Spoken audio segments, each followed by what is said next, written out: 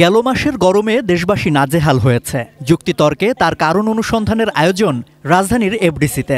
Debate for ডেমোক্রেসির ছায়া সংসদে মুখোমুখি ঢাকা কলেজ ও সরকারি তিতুমির কলেজ।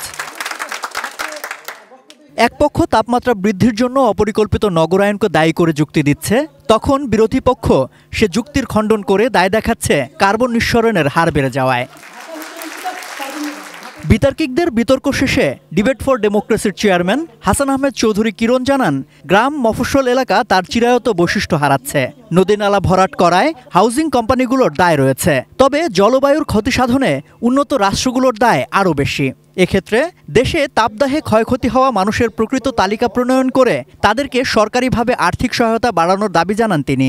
জলাশয় ভরাট করে আমাদের যে একটা শীতপ্রবাহ, একটা শীতলতা প্রবাহ যে একটা আমাদের আশা ছিল, সেই আশাটা নষ্ট করে দিচ্ছে সেই হাউজিং কোম্পানিগুলিকে কিন্তু আমরা কোনোভাবে কিছু করতে পারছি। আবার ঢাকার এই কেরানীগঞ্জ থেকে আরম্ভ করে চতুর্দিকে তাকান, রূপগঞ্জ থেকে আরম্ভ করে চতুর্দিকে তাকান, যেখানে খুনাখুনি, মারামারি, কিশোর গ্যাং সবকিছু হচ্ছে কিন্তু এই হাউজিং কোম্পানিগুলির জন্য। এবং এই যে জলাশয় ভরাট করে ফেলছে, এই যে খাল বিল নদী নালা ভরাট করে ফেলছে, বালি দিয়ে কৃষি জমি ভরাট করে হাউজিং কোম্পানিগুলি করছে, সেগুলি কিন্তু আমাদেরকে খেয়াল রাখতে হবে। তাহলে কিন্তু আমাদের যে তাপপ্রবাহ সেটি কিন্তু আমাদের বাড়তে পারে। আমরা ঢাকা শহরকে একটা অট্টালিকার শহর হিসেবে আমরা তৈরি করে ফেলছি। আমাদের সিটি কর্পোরেশনগুলো সৌন্দর্য বর্ধনের নামে তারা বড় বড় টেন্ডার করে, বড় বড় টাকা নেয়, আমাদের ডিভাইডারগুলোর গাছগুলো তারা কেটে ফেলে।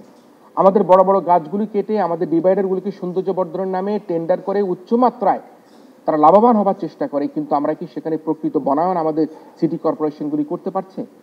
আমাদের সিটি কর্পোরেশনের মধ্যে আমরা দেখেছি কিছুদিন আগে তারা জল কামান দিয়ে তারা পানি দিচ্ছে। প্রশ্ন তুলছি, এই যে জল কামান দিয়ে পানি তুলে, পানি একে তো সংকট, দ্বিতীয়ত যে জল কামান দিয়ে পানি দেওয়া হয়েছে এটা কতটুকু আমাদেরকে সেখানে সহযোগিতা করতে পেরেছে, এটি কিন্তু একটা বড় প্রশ্ন রেখে যাচ্ছি। এটি কি লোক দেখানো জল কামান দিয়ে পানি দেওয়া, নাকি এই জল কামান দিয়ে পানি দিয়ে আমরা এই শহরকে, এই দেশকে আমরা এই তাপদাহ থেকে আমরা মুক্ত করতে পারবো? ক্ষণিকের জন্য, কিছু মানুষের জন্য, সামান্য মানুষের জন্য জল কামান দিয়ে পানি দিয়ে আমি মনে করি আমরা আমাদের তাপদাহ, আমাদের এই শহরকে আমরা এই গরম থেকে, অতি তীব্রতার গরম থেকে আমরা রক্ষা করতে পারবো না। তবে এটাও সঠিক যে আজকে শুধুমাত্র আমাদের বাংলাদেশকে আমরা দায়ী করলে আমরা চলবে না। আমরা বৈশ্বিক যে পরিস্থিতি, বিশ্বের যারা বড় ভাইরা রয়েছে সেই বড় ভাইদের শিল্পায়নের কথা যেটা বলা হচ্ছে, আমরা যদি চায়না বা এদিকের দিকে তাকাই আমরা দেখতে পাবো সেখানকার অনেক বড় বড় নদীগুলো সেখানে বিভিন্ন প্রকল্পের নামে বন্ধ হয়ে যাচ্ছে। আমরা বিভিন্ন বৈশ্বিক জলবায়ুর প্রভাবে কিন্তু আমরা প্রভাবিত হচ্ছি। আমরা সেখানে ক্লেম করছি যে আমাদেরকে এই জলবায়ু উদ্বাস্তু যারা হচ্ছে, জলবায়ু উদ্বাস্তু ক্ষতিগ্রস্ত যারা হচ্ছে তাদেরকে আপনারা ক্ষতিপূরণের ব্যবস্থা করেন। একটা সময় বলা হচ্ছে যে এই জলবায়ু ক্ষতির কারণের জন্য আগামী 50 বছরের মধ্যে বাংলাদেশের চাঁদপুর তলিয়ে যেতে পারে। তাহলে সেই সংখ্যার জন্য, সেই দুর্বিষের জন্য আমরা কি প্রস্তুত রয়েছি? বাংলাদেশ যে একটা তাপদাহের দেশ হিসেবে পরিণত হয়ে যাচ্ছে, মরুভূমির দেশ হিসেবে পরিণত হয়ে যাচ্ছে, আমরা কি সেদিকে খেয়াল রাখতে পারছি? আমরা শুধুমাত্র খেয়াল রাখছি কে নৌকায় ভোট দেবে, কে ধানের শীষে ভোট দেবে, কে জাতীয় পার্টি করবে, কে সরকারি দল করবে, কে বিরোধী দল করবে, সেদিকে আমরা খেয়াল রাখছি। আমরা নাগরিকদের কল্যাণে, নাগরিকদের সুস্বাস্থ্য রক্ষা করবার জন্য আমরা কতখানি খেয়াল রাখছি সেগুলি কিন্তু আমাদেরকে ভাবতে হবে। আমাদের মাননীয় প্রধানমন্ত্রী জনবান্ধব একজন ব্যক্তি, তিনি কিন্তু ইতিমধ্যে আমরা দেখেছি এই জলবায়ুর প্রভাব নিয়ে তিনি কিন্তু উচ্চস্বরে কথা বলেছেন এবং পৃথিবীর উন্নত দেশগুলির প্রতি হুঁশিয়ারি উচ্চারণ করেছেন। আজকের যেসব দেশগুলোর কারণের জন্য আমরা এই জলবায়ু ক্ষতিগ্রস্ত হচ্ছি, জলবায়ু উদ্বাস্ত হচ্ছি, তাপপ্রবাহের মধ্যে পড়ছি, সে দেশগুলোকে এর দায় বহন করতে হবে, আমাদেরকে ক্ষতিপূরণ দিতে হবে। আমি মনে করি মাননীয় প্রধানমন্ত্রী সেই উচ্চকৃত কণ্ঠের সাথে 18 কোটি মানুষ কিন্তু তাদের সাথে একত্রিত হয়ে আমাদেরকে কাজ করতে হবে। আমরা মাননীয় মন্ত্রী মহোদয় এখানে আছেন, আমি একটু ক্ষমা চাই বলতে চাই, এটি কোনো সমালোচনার জায়গা নয়। আমরা দেখেছি যে আমাদের উত্তর সিটি কর্পোরেশন একজন হিট অফিসারকে নিয়োগ দিয়েছেন, অবশ্যই, কিন্তু দুর্ভাগ্যের বিষয় গত মে মাসে হিট অফিসার নিয়োগ দেওয়ার পরেই এবছরের সর্বোচ্চ তাপমাত্রা হয়েছে। তার দুর্ভাগ্য যে তিনি হিট অফিসার নিয়োগ পাওয়ার পরেই তাপমাত্রা এবারে সর্বোচ্চ বেশি হয়েছে। আমার প্রশ্নটা হচ্ছে গিয়ে যে গত 1 বছরে যে হিট অফিসারকে মিস বুশরাকে যে নিয়োগ দেওয়া হয়েছে, তিনি উত্তর সিটি কর্পোরেশনের তাপদাহ কমানোর জন্য, তাপপ্রবাহ কমানোর জন্য কতটুকু কাজ করতে পেরেছেন? তিনি কোথায় থেকে কার সহযোগিতায় সে কাজ করবেন সেটি কিন্তু আমাদের কাছে একটা স্পষ্টতা আমরা দেখতে পাই না। তবে আমরা মনে করি যে একজন হিট অফিসারের পক্ষে কিন্তু সেটি করা সম্ভব নয়। নাগরিকদেরকে সকলকে একসাথে কাজ করতে হবে। যদিও এশিয়া মহাদেশের আমাদের এশিয়ার মধ্যে কোথাও কিন্তু এই হিট অফিসার নামক কোনো পদবি নাই, তবুও আমি সমালোচনা করতে চাই না। আমরা বলতে চাই যে যাকে নিয়োগ দেওয়া হয়েছে তিনি কিভাবে কাজ করবেন, কি কর্মপরিকল্পনা করবেন, কিভাবে তিনি তাপদাহ কমাবেন, কিভাবে বনায়ন করবেন, কোথায় ফান্ড পাবেন, কাদের নিয়ে কাজ করবেন, নাকি শুধুমাত্র গণমাধ্যমে ফেসবুকে বক্তব্য বানিয়ে দিয়েই কিন্তু ঢাকা শহরকে তাপমুক্ত করবেন, সেটি কিন্তু আমরা ভাববার জন্য আমি অনুরোধ করছি। আমাদের একটা দুঃখের বিষয় আমরা দেখেছি গত কিছুদিন আগে সুন্দরবনে আগুন লেগেছে, গত 22 বছরেই সুন্দরবনে 25 বার আগুন লেগেছে। এখনো পর্যন্ত কে কারা আগুন লাগিয়েছে তার সুষ্ঠু তদন্ত করে দোষীদের আমরা এখনো চিহ্নিত করতে পারিনি। আমাদের বনায়নগুলি ধ্বংস করে দেওয়া হচ্ছে।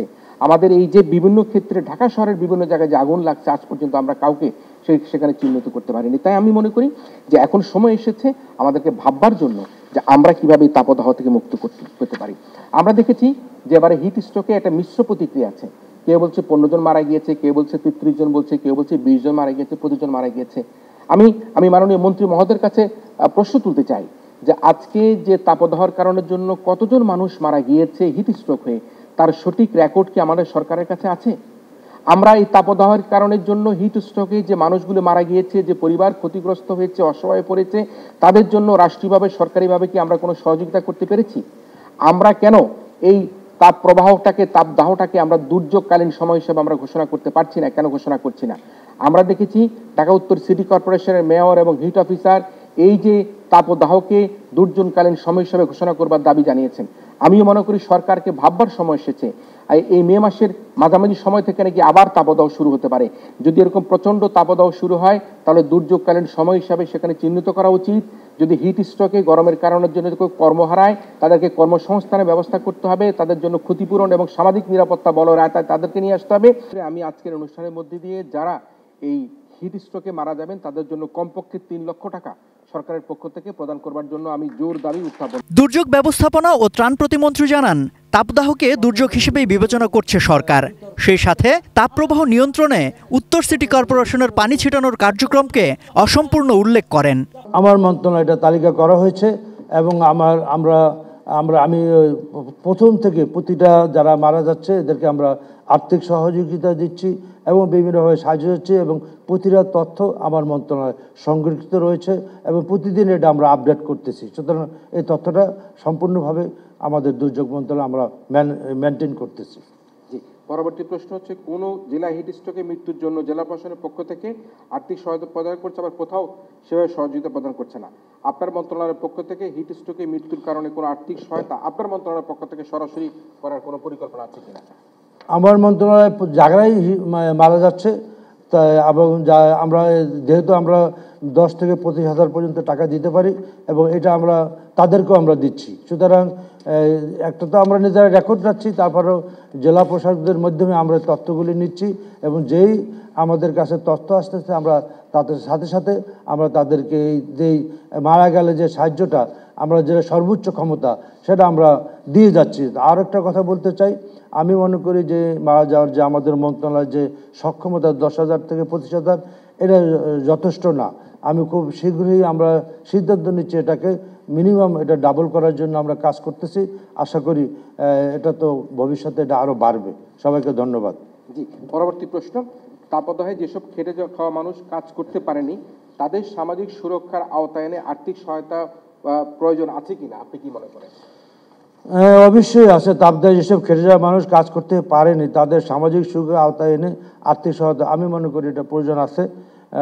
এ ব্যাপারে আমার মন্ত্রণালয়ে যেমন তাদেরকে খাবার দেওয়া যায় বা তাদেরকে টিন দেওয়া যায় বা একজন যে কোনো লোক ঘরবাড়ির জন্য আমাদের মন্ত্রণালয়ে সাহায্য করার সুযোগ আছে। যেমন আমি যে কোনো লোককে 2 বান টিনতে পারি, টিনের সাথে 6,000 টাকা সে পাবে। এরকম মন্ত্রণালয় থেকে শুকনো খাবার পেতে পারে, জিআর ক্যাশ, জিআর চাল পেতে পারে। এগুলি আমার মন্ত্রণালয় থেকে সাহায্য করার সুযোগ আছে এবং কেউ যদি এটা চায় বিশেষ করে জেলা প্রশাসকের মাধ্যমে ইউনো বিশেষ জেলা প্রশাসকের মাধ্যমে আমাদের দেশের নিয়ম অনুযায়ী এই চাহিদাগুলি আমার কাছে আসে এবং এগুলি যে কোনো এই তাপদাহ বলেন, আবার আমাদের এই লাইটেনিং যেটা বজ্রপাতের যে ইদানিং যে সমস্যাগুলি এগুলি যে কোনো আমাদের জেলা প্রশাসক ইউনিয়নরা পাঠায়, এগুলো আমরা সাথে সাথে এগুলো মিট আপ করে থাকি। ধন্যবাদ। জি, পরবর্তী প্রশ্ন একটা হচ্ছে, পরিবেশ ঠান্ডার কারণ রাখার জন্য ঢাকার সড়কে জল কামানের মাধ্যমে বিপুল পরিমাণে পানি স্প্রে করা হয়েছে উত্তর সিটি কর্পোরেশনের পক্ষ থেকে। এতে পানির অপচয় হচ্ছে কিনা বা এতে কোনো সুফল পাওয়া যাচ্ছে কিনা, বা আপনারা বড় আসপেক্টে কিছু করার পরিকল্পনা আছে? জল কামান দিয়ে পানি দেওয়ার ব্যাপারটাই কীভাবে দেখছেন? এটা আমি যেহেতু উত্তর সিটি কর্পোরেশন করছে, কী চিন্তা ভাবনা করছে আমি জানি না, তো এটা আমার মনে করি যথেষ্ট না। এটাকে আরও আরও আমাদের সায়েন্টিফিক হইতে পরিকল্পিত হিসাবে করে দরকার। আমি মনে করি যে এই খালি জল কামানটা এটাকে আমরা যেমন তাপদাহের ব্যাপারে আমরা যে স্টেপগুলো নিয়েছিলাম যেটা করতে পারিনি, সেটা আমরা সারা বাংলাদেশে মানুষকে দেওয়া, পানি দেওয়া, স্যালাইন দেওয়া এবং তাপ বন্ধের জন্য বিভিন্ন রকম ছাতা দেওয়া, এইভাবে মানে তাপ প্রোটেকশনের জন্য কি করা যায় সেটা আমরা কিন্তু পরিকল্পনা করে রেখেছিলাম। এবং আমরা আবারও আমরা জানি সামনের দিকে হতে পারে, এই জন্য আমরা প্রস্তুত রেখেছি যে আবার তাপ শুরু হলে যে আমরা সাথে সাথে কার্যগুলি শুরু করতে পারি। সুতরাং আমি মনে করি যে ঢাকা উত্তরের যে কার্যক্রম এটা অসম্পূর্ণ, এটাকে আরও পরিপূর্ণ একটা পরিকল্পনা হওয়া দরকার। ধন্যবাদ। জি, আর একটা প্রশ্ন যে ঢাকা উত্তর সিটি কর্পোরেশনের পক্ষ থেকে তাপ প্রবাহ নিয়ন্ত্রণ রাখার জন্য একজন হিট অফিসার নিয়োগ করা হয়েছে। জাতীয়ভাবে তাপ প্রবাহ নিয়ন্ত্রণের জন্য কোনো হিট অফিসার নিয়োগের আপনার মন্ত্রণালয়ের পরিকল্পনা আছে কিনা? আসলে আমার মন্ত্রণালয় তো দুর্যোগ নিয়ে কাজ করে, আলাদাভাবে হিট ওয়েভ রাখার আদৌ প্রয়োজন আছে বলে আমি মনে করি না। কারণ আমার মন্ত্রণালয় জানেন সারা বাংলাদেশে এই যে দুর্যোগ নিয়ে কাজ করে রেড ক্রস, সিপিপি, তারপর এই যে আপনার স্কাউটস, এরা কিন্তু আমাদের মন্ত্রণালয়। তো প্রায় দেখা যায় আমাদের বর্তমানে 77 লক্ষ স্বেচ্ছাসেবক বিভিন্নভাবে আমার মন্ত্রণালয় দিন কাজ করে এবং এটাকে আমরা 1 কোটিতে নিয়ে যাওয়ার জন্য আমরা কাজ করতেছি। সুতরাং এর সবাই দুর্যোগ নিয়ে কাজ করে একদম গ্রাম ওয়ার্ড লেভেল পর্যন্ত।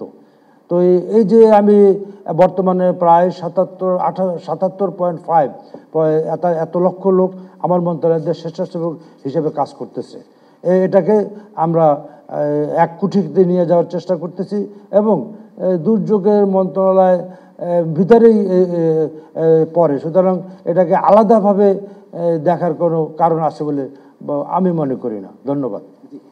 বর্তমানে দেখা যাচ্ছে শহরের নতুন ভবনগুলোতে গ্লাসের, এটা আমার কথার প্রেক্ষিতে কেউ বলেছে, ভবনগুলোতে গ্লাসের ব্যবহার বেশি হচ্ছে না, যা তাপ গ্যাস আটকে রাখে। গ্লাসের ব্যবহারে পরিবেশের তাপমাত্রা বৃদ্ধিতে কোনো প্রভাব রাখছে কিনা এবং এই যে গ্লাস দিয়ে বিল্ডিংগুলি তৈরি করা হচ্ছে সে বিষয়ে আপনার বিশ্লেষণ? আমিও এটা একমত যে গ্লাসের অতিরিক্ত ব্যবহারে তাপমাত্রা বৃদ্ধি পাচ্ছে। এই ব্যাপারে আমাদেরকে যারা বিল্ডিং কোড, সে কোডগুলো আমাদের পর্যালোচনা করে দেখা দরকার এই কোডের ভিতরে গ্লাসের ব্যাপারটা কিভাবে তারা অ্যাড্রেস করছে।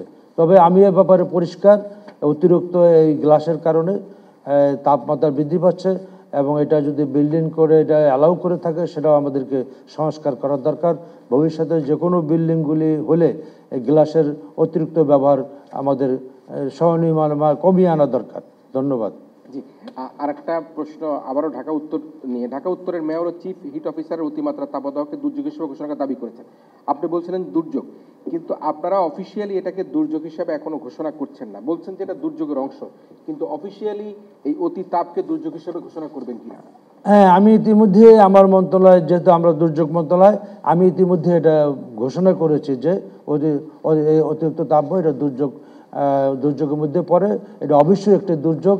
এটা যেহেতু আমার মন্ত্রণালয়, আমি নিজের থেকে এটাকে অ্যাকসেপ্ট করে নিয়েছি দুর্যোগ, সুতরাং এটাকে আর ঘোষণার আর দাবি রাখে না।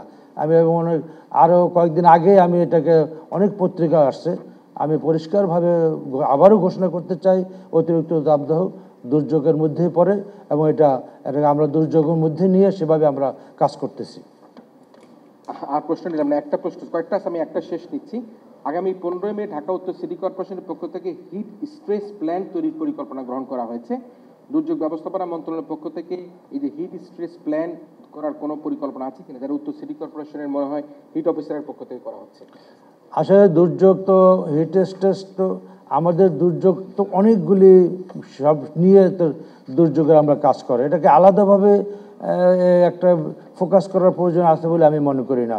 কারণ আমাদের ঢাকা শহরের সবচেয়ে বড় যেটা আমাদের সংক্রান্ত কারণ হলো ভূমিকম্প, এবং এই ভূমিকম্প হলে এই ঢাকা শহরে একটা বিরাট ধ্বংস হয়ে যেতে পারে। এই জন্য ভূমিকম্প নিয়ে আমরা ব্যাপকভাবে এক্সপার্ট নিয়ে আমরা কাজ করতেছি এবং আমি মনে করি ঢাকা শহরে ভূমিকম্প এক হইলেও ভূমিকম্প সহনীয় আমাদের এখন থেকে বিল্ডিং করার দরকার। দ্বিতীয়ত হলো যে বিল্ডিংগুলো ইতিমধ্যে হয়ে গেছে সেগুলিকে সংস্কার করে এটাকে আপনার ভূমিকম্প সহনীয় মাত্রার মধ্যে নিয়ে আসা। আর তৃতীয়ত হলো ভবিষ্যতে ভূমিকম্প হইলে আমাদের কিন্তু এই বিল্ডিং শত শত বিল্ডিং যদি ধ্বংস হয়ে যায়, রেস্কিউ ব্যাপারটা এখানে আমাদের অনেক করণীয় আছে। সেভাবে আমরা ইতিমধ্যে নগরের জন্য আলাদাভাবে স্বেচ্ছাসেবক তৈরি করতেছি, আপনারা জানেন।